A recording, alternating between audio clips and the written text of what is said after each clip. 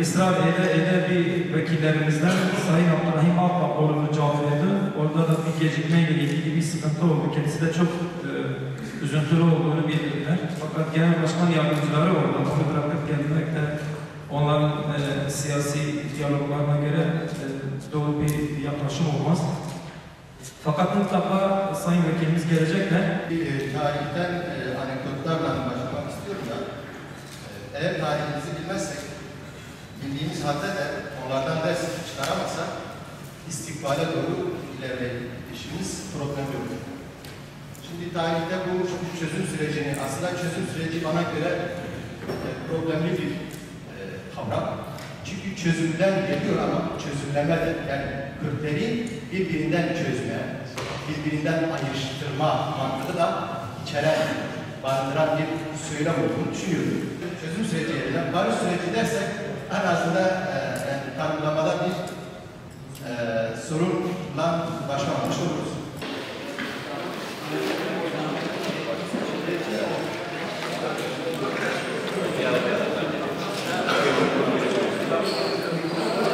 Köprünün altından çok su geçti.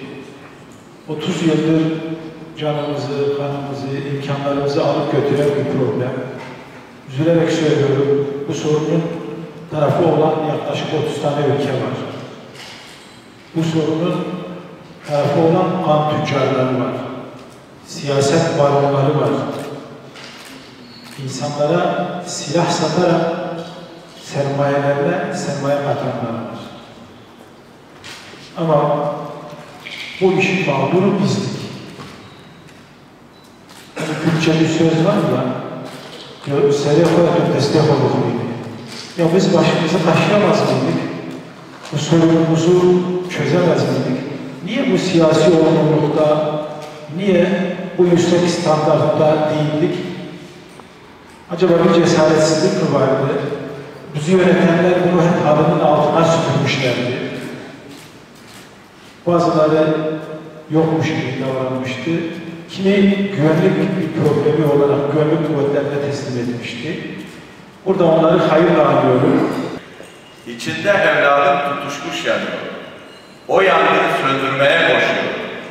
Biri benim ayağımı kösteklemek istemiş, ne ehemmiyeti var diyor. Dar düşünceler, dar görüşler. Kimin himmeti, milleti ise o tek başına bir millettir. Değerli arkadaşlar, Türkler ve Kürtler bu coğrafyada 1000 seneden beri birlikte yaşıyorlar. Bu asrın başına kadar, yani 20. yüzyılın başına kadar Kürtler hem Araplara, hem Türklere, hem Farslara katkı sunmuştur. Kürt milleti her üç unsura da katkı sunmuş fakat bir şey talebinde bulunmamıştır.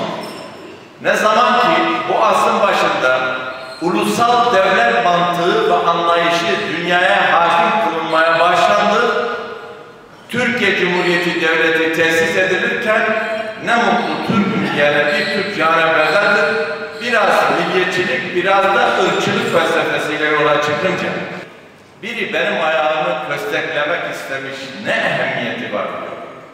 Dar düşünceler, dar görüşler. Kimin himmeti, milleti ise o tek başına bir millettir.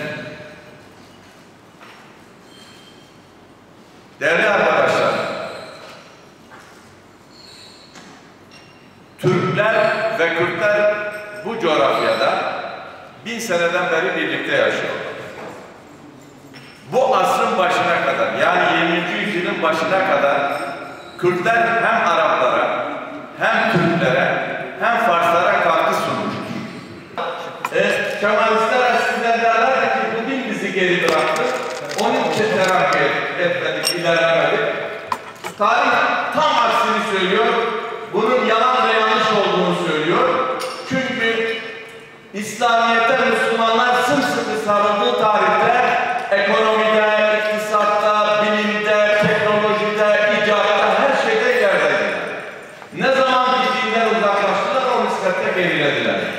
Geçmişte olduğu gibi tarihte yine önemli hadiselere birlikte imza atacaklarına bütün zerrelerimle inanıyorum.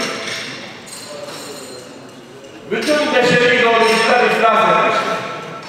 Sosyalizm iflas etmiştir. Faşizm iflas etmiştir. Kapitalizm şeklen şu anda dünyayı yönlendiren bir sistemi almış. O da vahşet rengini almış. İnsanların %10'una geçici bir saadet temin ediyor. %90'ını sefalete sürüklemiştir.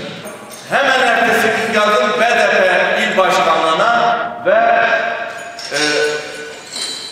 Hudapar il başkanlığına ziyarette bulundum. Ben dedim ki ben kendi adıma geliyorum. Kimsenin adına gelmiyorum. Hiçbir örgütüm, hiçbir cemaatim, cemiyetim yoktur. Mehmet Emin değer sorumluluk duygusu taşıyan bu vatanın evladı, bu toprakların evladı, bu memleketin insanı olarak ikaz etmeye geldim. Kabul ederseniz size ait, kabul etmezseniz sizin bileceğiniz iş. Yanında da Kadir Üründü diye bir gazeteci kardeşimiz vardı. Dedim ki siz riyakar ve münafık bir topluluk yetiştiriyorsunuz. Siz baskı unsuruyla milleti kendinize bağlayarak, korkutarak alkış tutturuyorsunuz. Öbür taraftan devlet kurumlarına sözlü ve yazılı olarak bizi bunlardan kurtarın delirtiyorsunuz. Ve siz bunu bu hale getiriyorsunuz bu milleti. Ben hayatım boyunca dedim 45 sene dedim devletin yanlış politikalarıyla mücadele ettim. İkinci bir 45 senem yok ki PKK'nın da bahs anlayışıyla veya bu örgütlenmenin yanlış tasarruflarıyla da mücadele edelim.